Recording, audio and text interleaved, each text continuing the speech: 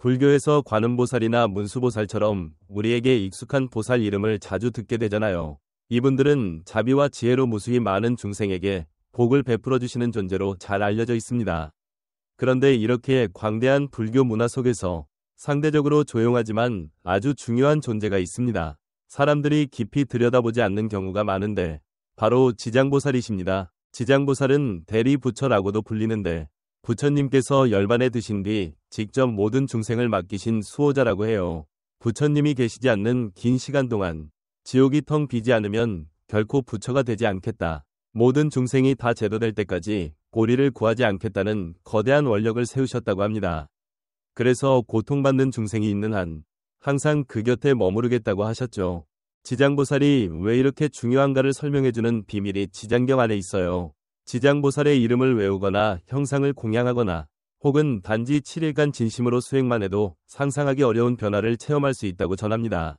오늘 이 이야기를 통해 지장보살의 서원과 신통, 그리고 수많은 중생을 고통에서 어떻게 구원하시는지 깊이 알아보려고 합니다. 이 이야기는 감동적인 전설이기도 하지만 동시에 우리와 가족에게 복을 가져다주고 업장을 소멸하게 만드는 소중한 지혜의 선물이기도 해요. 불교 문화에 관심이 있으시거나 마음의 평화와 지혜를 찾고 계시다면 제 채널을 구독해 주시면 좋겠습니다. 아미타불이라 하며 모든 분들께 부처님의 광명이 깃들고 법의 기쁨이 가득하며 수행에 장애가 없길 기원드립니다. 지장보살의 지위와 공덕은 불교 안에서 독보적이라고 할 수 있어요. 단순히 위대한 보살일 뿐 아니라 부처님께서 친히 지정하신 대리부처로서 긴 무불, 이 시대에 우리 세상을 지켜주시는 분이죠.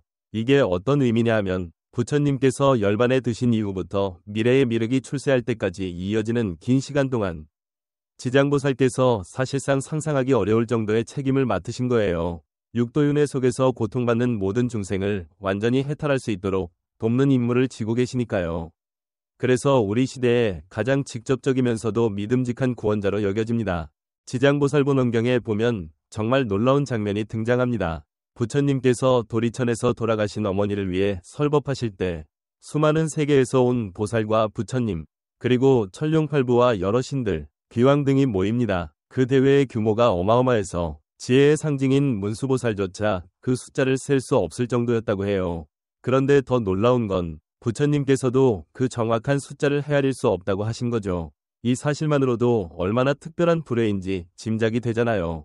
그리고 이어서 부처님이 밝히신 비밀이 정말 충격적이었는데 그 자리에 온 모든 존재들, 하늘의 천인, 아수라, 귀신, 보살, 심지어 다른 세계의 부처님까지 그들이 지금의 경지에 이르게 된 건 과거의 지장보살의 도움과 가르침, 그리고 보호를 받았기 때문이라고 하셨어요. 즉, 지장보살의 공덕과 영향력은 시간과 공간을 초월해 무수히 많은 세계에 스며들어 있다는 겁니다. 지장보살은 특정한 누구만을 위해 존재하시는 분이 아니라 고통받는 모든 중생을 부로 이롭게 하시는 분이라는 뜻이죠.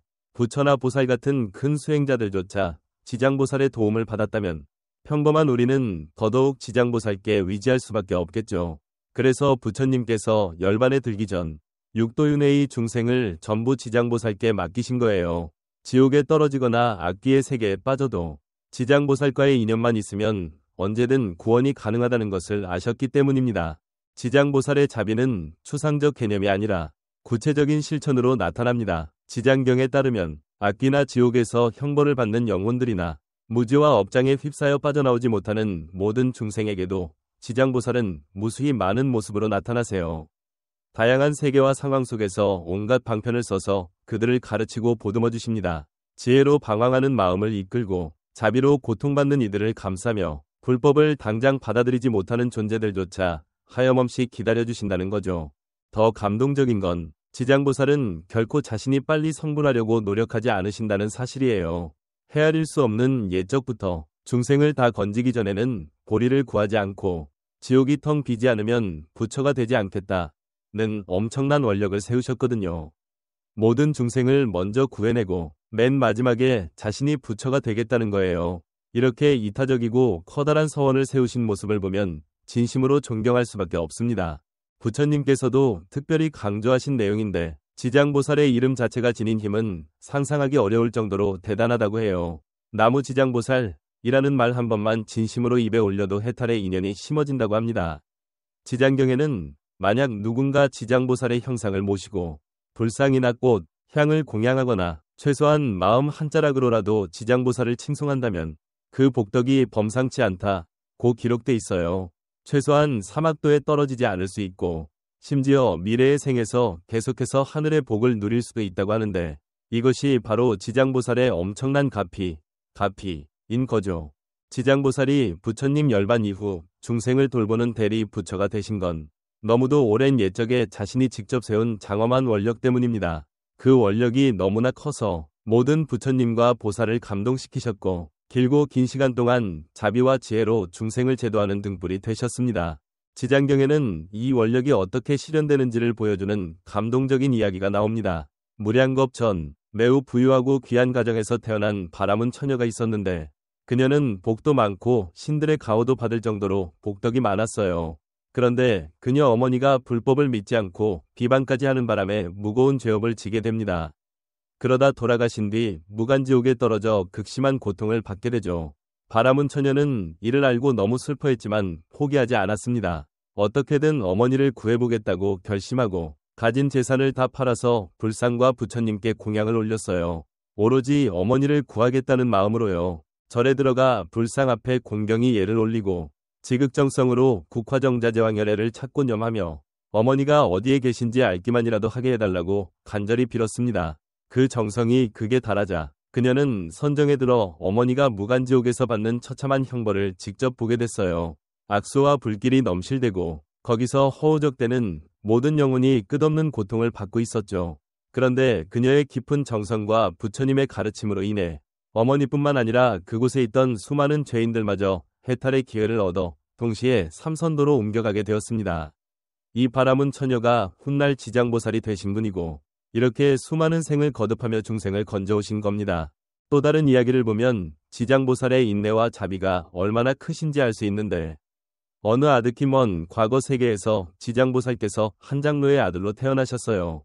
그때 사자분 신고종만행열애라는 부처님이 중생을 제도하고 계셨는데 이 장로의 아들은 그 부처님의 의덕과 지혜에 크게 감동해 어떻게 저런 완전한 공덕과 위의를 지닐 수 있느냐고 물었대요. 그 부처님께서 말씀하시길 끝없는 시간과 인내를 들여 모든 중생을 고통에서 구해내야 비로소 그런 경지에 이를 수 있다고 하셨죠. 그 말을 듣고 장로의 아들은 망설임 없이 서원합니다. 오늘부터 모든 중생이 성불할 때까지 고통받는 이들을 다 구한 뒤에야 나도 부처가 되겠다고요. 그때부터 그는 수없이 많은 모습으로 육도윤회의 어둠 가장 깊은 곳까지 찾아다니며 괴로움에 빠진 이들을 일일이 구제해왔습니다. 시간이 아무리 오래 걸리더라도 죄업이 아무리 커도 절대 포기하지 않고 모든 생명이 본래 부처가 될 수 있는 가능성을 지녔다고 믿으며 계속 돕는 거죠. 이처럼 지장보살의 발언과 여러 감동적인 이야기는 그분의 무량한 자비와 지혜를 보여줍니다. 육도 중생의 수호자이자 어둠 속에 등불인 이유가 바로 여기에서 비롯된 거예요. 부처님께서도 오직 지장보살만이 중생을 전적으로 맡길 수 있다고 확신하셨던 겁니다. 불교에서는 우리가 사는 세계가 생각보다 훨씬 광대하다고 가르칩니다. 우리가 눈으로 보는 세계만이 아니라 무수히 많은 하늘과 지옥이 존재한다고 해요. 중생은 업력에 따라 이 세계들 사이에서 끊임없이 윤회를 거듭하게 되죠. 그리고 지장보살은 바로 그 수많은 세계를 오가며 고통받는 이들을 해탈로 이끌어 주십니다. 불경에 따르면 우주라 할 만한 이 광대한 세계의 중심에는 수미산이 있다고 전합니다. 이 수미산은 단순한 물질적 산이 아니라 우리의 감각으로는 측정하기 어려운 거대한 우주의 중심축 같은 존재입니다. 그 주변으로 천계와 인간계, 그리고 또 다른 무수한 세계들이 에워싸고 있다고 해요. 수미산 허리에는 사천왕천이, 산 꼭대기에는 도리천이 자리하고 있는데 이 도리천이 바로 지장경이 설해진 곳이에요. 그리고 그 바깥으로는 대처리산이라는 엄청나게 큰 산이 동심원 형태로 둘러싸고 있습니다. 이 대처리산 사이사이에 많은 중생이 살아가고 있죠. 그 가운데 대처리산 서쪽에는 삼중야해와 무수한 지옥이 있다고 해요. 이 삼중야해의 묘사는 정말 두려울 정도인데 무간지옥으로 떨어지기 전에 반드시 거쳐야 하는 세 겹의 바다라고 합니다. 첫 번째는 몸으로 짓는 악업, 예를 들어 살생이나 음행, 도둑질 같은 죄를 지은 이들이 통과하는 깊은 밤의 바다이고 여기서는 끓어오르는 쇳물 같은 바닷물과 맹렬한 불길, 그리고 사나운 짐승들에게 끊임없이 고통받죠. 두 번째는 입으로 짓는 죄. 예컨대 거짓말이나 악한 말, 이간질을 일삼은 이들이 겪는 바다인데 여기서는 뜨거운 쇳덩어리를 삼켜야 하거나 야차들에게 시달리는 형벌을 받습니다. 세 번째는 마음으로 짓는 죄. 탐욕과 성냄, 어리석음으로 인해 악업을 지은 이들이 가는 바다로 자신의 악한 생각이 괴물이 되어 스스로를 집어삼키는 곳이에요. 삼중야해를 간신히 통과하면 비로소 지옥의 문이 열리는데 그 안에도 무수히 많은 지옥이 있고 각 지옥마다 상상하기 힘든 형벌이 있다고 지장경은 전합니다. 예컨대 혀를 뽑는 지옥은 험담과 독서를 즐기는 사람들의 죄를 다스리고 칼산 지옥은 살생을 저지른 이들에게 끝없는 날카로운 산을 기어오르게 한다고 해요. 또 불에 태우는 지옥은 타오르는 불길 속에서 영원히 태워지고 재생되는 고통을 반복하게 만들죠.